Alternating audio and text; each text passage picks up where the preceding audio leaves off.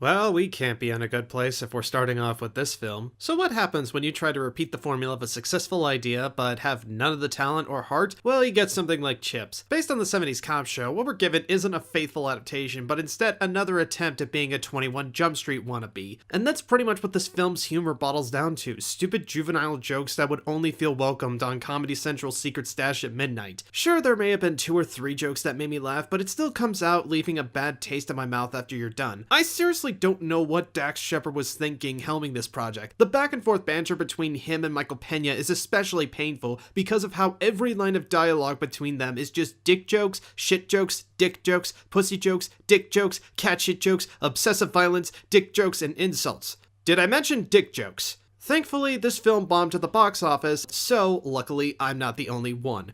Don't see this movie, life is too short. 2017 was the year I turned 21, so this was the first film that I bought a beer for. And not even being buzzed made this any better. Look, I like Will Ferrell and Amy Poehler, but with the amount of ad-libbing that they do in this movie, it really makes it unbearable to sit through. What's the plot? Nick Kroll is a greedy, corrupt politician who takes the town's money because he wants to have an affair with his secretary. So Ferrell and Poehler team up with Jason Mantzoukas to start up a casino where all hell breaks loose. This is actually a pretty funny concept, but the problem is it's ruined by all the ad-libbing that everybody does in this movie. Sure, when ad-libbing is done right, it can be really funny, but if you're not careful, you're just gonna have actors spewing out nonsense over and over and over again, and it really gets irritating fast. And for the record, I mostly put that blame on the cast, who thought it was a good idea to make this their stand-up special instead of focusing on a movie. And with how often they do it, it just begs the question, what was the point of even acknowledging that a script was there to begin with? You know, the first step of making a fucking movie? But even without them, it only has enough material that would work for a short film sketch as opposed to a feature film. I really don't like sitting through bad comedies because they are the worst things to sit through, but I put this lower on the list because the same day I saw this movie, I was originally set to see a pre-screening for something far worse. From the writer of Ghostbusters Answer the Call comes one of the worst female-led comedies you'll ever see. So, Snatched is about Amy Schumer going on vacation with her mom after losing her job and boyfriend. The two are then hunted down by drug cartels because Schumer's a stupid cunt. You know how Amy Schumer's character in Trainwreck was a bitch, but still had some form of— yeah, there's no likable characters in this. I'm sorry, but for a film that focuses on the mother-daughter relationship, Schumer and Goldie Hawn, along with every other actor in this movie, have absolutely no chemistry together because it's all set on hateful humor. It's funny because every line of dialogue is an insult. This was supposed to be Goldie Hawn's big return to film, and this is what you give her? Well, that's apparently what Schumer and co-writers Katie Dippold and Kim Carmel decided on. It's loud, it's poorly acted, the jokes don't land, and you'll be wishing you had gotten a refund sooner than the movie started. You know what people hate most about Michael Bay movies? Action scenes that go on too long and with characters you're not invested in. And that perfectly applies to Free Fire, a film that is just one big action scene that has no merit. The dialogue and chemistry between actors is below the level of lousy. I know I'm one of those people who tends to recommend a bad movie, maybe for one particular action scene or so, but not like this. I would complain about how it's a 2-hour mess, but then I discovered it's only 90 minutes. That just really illustrates how sloppy the pacing of this is. I'd have more to say about this, especially with how Brie Larson somehow has secret connections with everybody and double crosses them all, but this film just leaves me with so much nothing that it's hard to really find any of it enjoyable. No character development, the action is boring and tiresome, and it just annoys the hell out of me at every turn. Just before I saw Free Fire, I saw this. Never heard of it? Well, consider yourself lucky. Until now, as I'm about to ruin your purity. Phoenix Forgotten is based somewhat on the true events of the Phoenix Lights incidents back in 1997, where a bunch of teens go on a hunt to discover what it is, cut together with footage of one of the teen sisters years later trying to figure out the mystery of their disappearance. In other words, it's the Blair Witch Project of the third kind. Trust me, it's a lot more boring than I'm making it sound. This film flips so much back and forth between this chick trying to find her brother and the VHS camera footage that was last recorded, with some really uninspired transitions between the two, especially in the third act. And it doesn't even matter which story you're watching because both of them are just about some jackasses trying to figure out some mystery behind some lights. Whether you believe in aliens or not, this film doesn't justify either side by making you care about what happens to these people. Is it the worst found footage movie I've seen? No, that title goes to Earth to Echo, but it still bugs me that Ridley Scott would produce something like this. Yeah, even with how good All the Money in the World is and Alien Covenant not even making it onto the list, Ridley Scott still manages to be a subject topic for this video. Oh, and just so you know, this was the other film I was gonna see before The House. From John R. Leonetti, the cinematographer behind Mortal Kombat and The Conjuring, as well as the director who gave us Mortal Kombat Annihilation and Annabelle. It's just as dumb and predictable as you would think with these wish horror films, and nothing about it is unique except for the comically bad deaths. Take for example a scene where a person manages to avoid death that was almost caused by a rolling tire bouncing off of the hood of a passing car and ricocheting back towards the person. Or, how about instead of dying by getting a hand caught in the garbage disposal, a person dies by getting their ponytail caught and slips and breaks their neck? I'm sorry, this isn't a horror film, this is an episode of Itchy and Scratchy.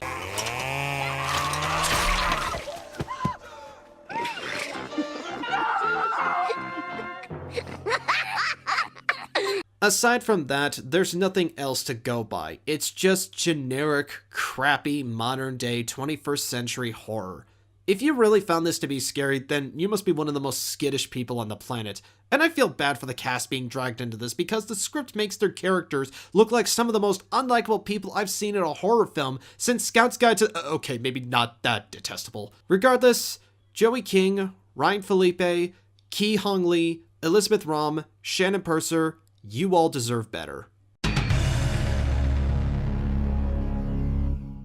While not the worst horror film I've seen this year, the Belko Experiment still turned out to be one of the biggest disappointments I've seen this year, and one that disgusted me beyond belief. I mean, the whole concept of Office Space meets Battle Royale is ingenious in itself, and it could have turned out to be a really fun schlockfest. Hell, it even had James Gunn, the trauma veteran turned blockbuster filmmaker, attached to it. However, he didn't direct this. It was instead directed by the guy who gave us Wolf Creek. That's already cutting your chances pretty short. For a film that has a cast of recognizable stars in it, none of them are used to their extent. They're all just given bland and forgettable cardboard cutouts of characters that could have been played by anybody else. And when they spend the first 15 minutes developing these characters, you don't find any general connection with any of them, even when they die. Hell, the kills are pathetic, so what's the point? So we can have some kind of bullshit Hunger Games murder spree with office employees? No thanks. You know what's worse than a bad horror film with too much gratuitous killing? A biopic on one of the most notorious cannibalistic murderers of the late 20th century, but have it be about the most boring and uninteresting part of his life. Now, doing a project on Jeffrey Dahmer's high school life through the perspective of his classmates is an interesting idea, but what this film presents to you instead might as well have just been a documentary story on one of those crime channels. As a movie, all you get to know about Dahmer was that he was a freaky kid who had a skeleton fetish, but it doesn't invest you whatsoever at what the film is trying to be about. If you're somebody who doesn't even know who Jeffrey Dahmer is, you're going to be asking, why are we following this retard and why do we care that he's hanging around these people who think he's a creep? Not only that, but the film constantly teases you with showing Dahmer letting his instincts kick in, only to completely puss out at the last minute, especially at the end when he picks up his first known victim, and then it just cuts to black with credits. Now, had the film been connected to a series of mock interviews of these people after Dahmer was arrested, I might have been a touch kinder to it. Even with that in mind, I got bored with these actors, and not even the guy playing Dahmer was even that interesting. More like my front doormat, where this film should have been scraped off at. Oh, that's not a mistake, people. I actually did hate SpiderMan Homecoming, and a major part of that stems from the script itself, written by the jackasses who gave us Vacation with Ed Helms. What's the biggest crime that these two committed? They turned Peter Parker into one of the whiniest brats that I have ever seen in a movie. I mean, you guys called Andrew Garfield whiny. Have you listened to this kid? His whole motivation for being Spider-Man is just to impress Tony Stark, and he continually acts like a selfish prick, constantly ditching his friends over and over again without any consequences whatsoever. Oh, and his new suit that Tony gave him has an AI that makes him fight crime worse. Liz Allen is an airhead waif. Ned Leeds is one of the most annoying people I have ever seen in a movie. Tony Revolori as Flash Thompson was pathetic. Zendaya Coleman as Mary Jane, Michelle Jones, was just a Daria archetype that was there because. And Marissa Tomei as Aunt May does literally nothing. John Watts can't direct for shit because a lot of the fight scenes are both few and far between, and the camera work is so bad that it's hard to see who is hitting who, and you don't feel any tension or danger whenever Spidey and the Vulture come into contact with one another. Even Michael Giacchino's score felt weak, and this guy's one of my favorite composers working today. Look, I want to feel ecstatic about Spider-Man fighting alongside the Avengers, but all this movie did was prove my theory that Disney was going to exploit Spider-Man for every dollar he's worth. The only thing I took home satisfied with was Michael Keaton as the Vulture. Aside from that, Spider-Man Homecoming is the worst Spider-Man movie I have seen yet. Over the last 7 years, we've seen Universal desperately trying to start their own franchise universe, but after they pushed for The Mummy to be their definitive starting point, boy are they regretting that. Tom Cruise is basically playing the same asshat we've seen before in better films, only without any charm or sensibility to him. Think Lupin III, if he sucked. Jake Johnson was just useless in this movie, playing a rip-off gag from An American Werewolf in London. Annabelle Wallace was there because hot chick. I mean, every time she popped up in this film, I just thought, why are you here? Just leave. You're not wanted. Russell Crowe as Dr. Jekyll and Mr. Hyde was also, what a shock, useless. But there needed to be a Nick Fury archetype because Marvel, so why not? Also, with how bad the script is written, you could make a drinking game out of every time he says monsters are evil. As for the Mummy herself, the thing this movie is named after, Sofia Boutella does a fine job.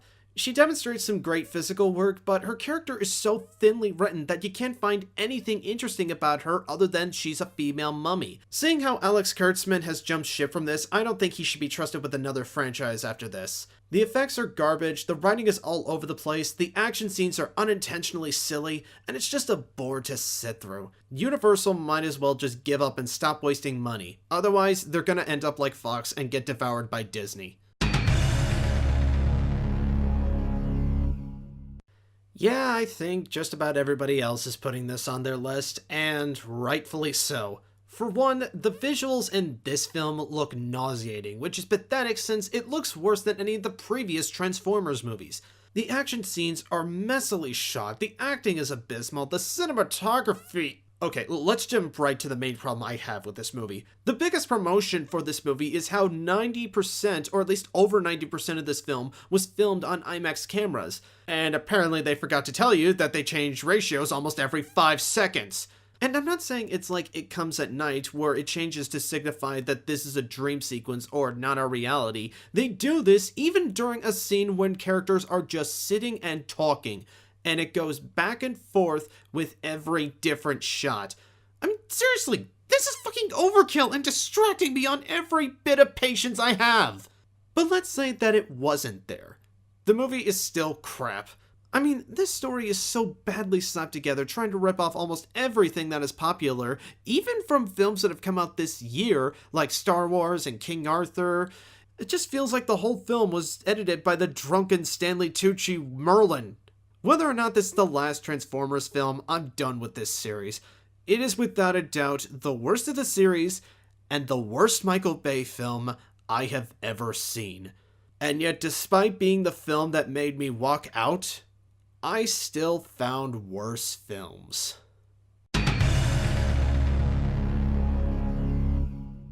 Much like Chips, I never watched the show Baywatch, and now, after seeing this movie, I never want to see anything with that name ever again. This is a film that has no value to it whatsoever. The acting is awful. The story is uninteresting. There is next to no character development. The women here are constantly objectified, and the humor is some of the most juvenile shit that only middle schoolers would think are funny. And I still retain that the worst line in this movie is when Dwayne Johnson dumps a dirty diaper bin into a guy's head and kicks him into an above-ground pool and says, "Bath time, shithead." And don't give me that excuse of, "Oh, but he's The Rock, he's charming," because he's not charming in this. The same goes for Zac Efron's character, who is one of the most aggravating douchebags you'll ever see in a movie. Whenever he and Johnson are on screen together, it's nothing but a constant pissing contest between who can be the bigger piece of shit. It's even worse when you factor in that these two are the only things close to characters in the entire movie. Everyone else you can do without. Despite the film bombing domestically, Paramount is still considering a sequel, and I am just hoping it doesn't happen. We do not need a Baywatch 2, for the love of God. While 2017 proved to be a strong year for female filmmakers in Hollywood, XX comes along to remind us that women can also be just as bad filmmakers too, because this is the absolute worst anthology I have ever seen. Look, I'm all for the support of having more women direct movies, but all this film is going off of is the fact that these segments were directed by women, and each one of these segments, whether it was about a starving family or teen angst Rosemary's Baby, are not interesting or even scary. They're just boring, awkward exchanges between people pretending to act. The worst segment of all, which was directed by a musician, mind you, is about a mother trying to hide her husband's dead body from their, I'm supposing, adopted daughter's birthday party. Why is this one the worst? Because the director openly admitted that she filmed this like a comedy because she doesn't like horror films. Think about that. That's just dumb. Look, if you want to support more female filmmakers in Hollywood, I get that, but have the common sense to distinguish a good one from a bad one. All this was bad propaganda. Just when I thought Transformers 5 and Baywatch broke me, The Snowman is not only a film that offends me as a moviegoer, it personally insults me as a filmmaker in general. I never read the book this film was based on, but after discovering this was adapting the 7th book in a series, that was only the start of my problems to come. This film was something that was plagued with problems to the brim since day one, and considering this was technically never finished, it doesn't surprise me that this was doomed to spectacularly fail. Plot holes you can fall in, stories that never tie up in the end, and motives that you never fully understand. However, even with all of that, the film's narrative and direction are just so flimsy that it's hard to even bother listening to it. And the performances are so goddamn stiff, especially Michael Fassbender, who literally looks like he's sleepwalking. He plays Harry Hole, a supposed alcoholic who fails to act like a father, so he ends up getting slightly tipsy and sleeping in the park or sidewalk. Is this seriously what passes for drunks in Norway? This was without a doubt the worst performance I've ever seen him give, and considering last year he did Assassin's Creed, that's sad. Rebecca Ferguson and J.K. Simmons are in the film too, but fuck all if they do anything. But saddest of all was Val Kilmer, who looked like absolute hell to be in this movie. I know he's currently in a fight with throat cancer, but dude, this seriously wasn't worth it. In a time where studio interference has ruined so many movies, from blockbusters to lower budget thrillers now, it really is a sad time to be living in. And that can only be furthered by number 1. Yeah, I'm pretty sure all of you saw this coming, and you have every right to call me predictable, but considering this is the Emoji Movie we're talking about, could you blame me? This isn't the worst film of the year, not just because it's a ripoff of better animated movies, not just because it's poorly animated, not because of its poor voice acting, not because of the cringe-inducing writing, or even because it was chosen to exist over a Genndy Tartakovsky project. This film is the worst film of the year because of what it represents. And what it represents is that the people of Sony who were giving this film the go-ahead have no respect or understanding as to what makes a film that audiences would like, and instead just go for some of the most bottom-of-the-barrel commercialized schlock that almost all manufactured movies do. They are literally mocking you for paying to watch an ad. This is the kind of stuff that people like Ajit Pai would believe that this is what we do with technology and the internet and a smartphone. This is the film that thinks this is what we do and this is what they give to represent that. Shameless product placement, half-assed juvenile humor, rushing production, cheap-looking effort, lazy casting, and a story that has been used to death and handled with much better care by competition. The Emoji Movie also holds another distinct record for being the saddest experience I've ever had watching a movie. I felt depressed at seeing that even after all we've had with the incredible leaps and bounds in the world of animation, companies like Sony hardly see it as anything more than money from the kiddies' and parents' pockets. Not only that, but it was a heavy reminder of the many seas of troubles that the animation industry as a whole has been this past year. Thanks for the reminder, Sony. You guys suck.